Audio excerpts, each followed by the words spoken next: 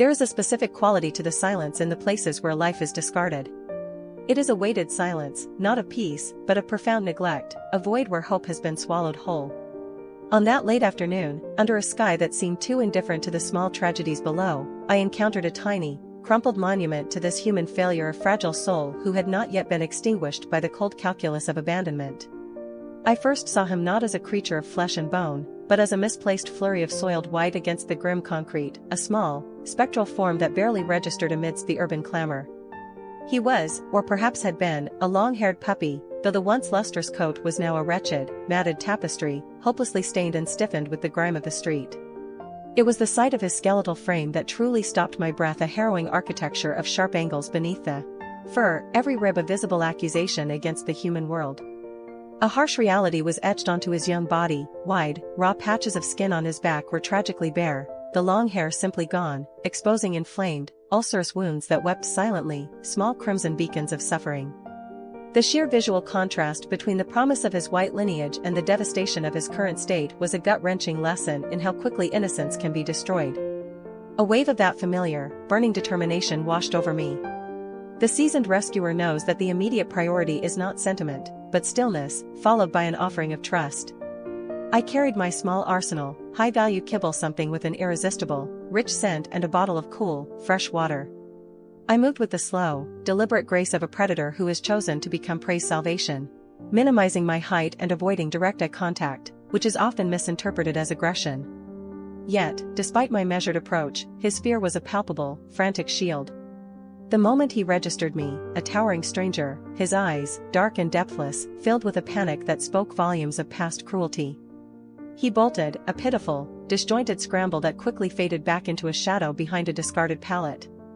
It is a subtle, agonizing dance, this ritual of gaining trust with the traumatized. I placed the food and water down, moving back to a distance I instinctively knew was safe for him, then waited.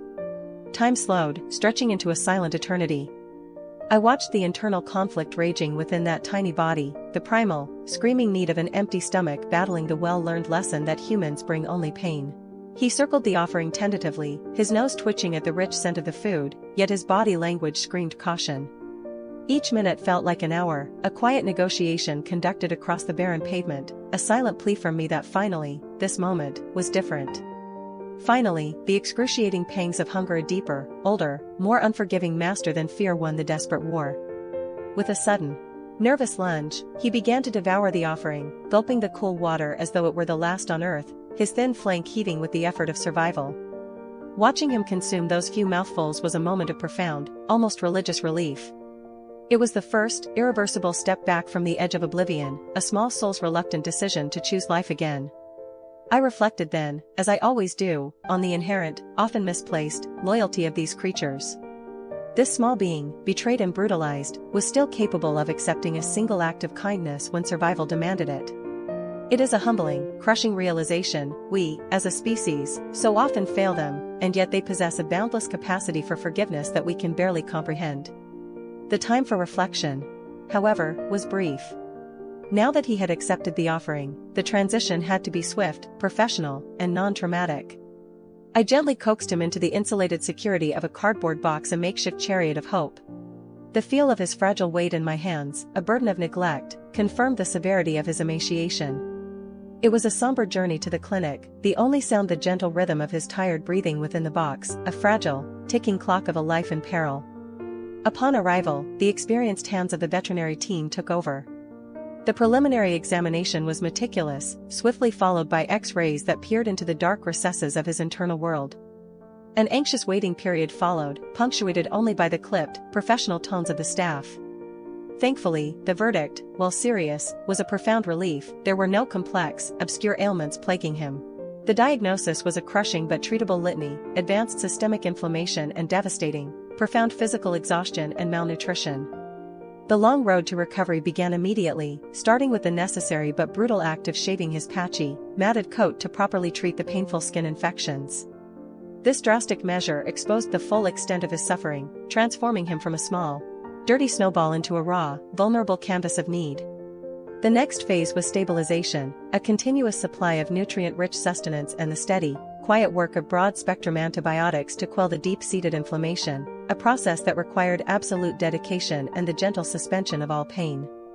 2 weeks. It took a dedicated fortnight of meticulous, round-the-clock care, but the shift was undeniable. The hollow panic in his eyes softened, replaced by a nascent spark of curiosity. The fragile body gained an almost imperceptible layer of cushioning. He began to move with purpose, not just fear. The day I came to collect him, he was still patchy, still recovering, but undeniably reborn. The clinical environment had done its necessary work, but the final, most crucial stage of healing requires something deeper than medicine. It requires a home and anchor to replace the chaos. I signed the adoption papers, a simple act that felt like signing a covenant. Bringing him home was the quiet commencement of a new life for both of us.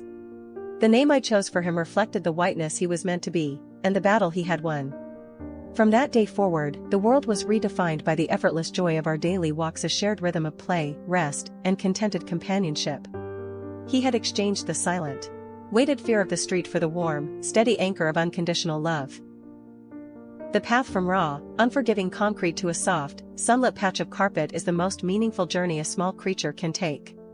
And for the human who witnesses it, it is a profound testament to the redeeming power of simple fidelity, a truth that restores a little bit of the shattered faith in the world.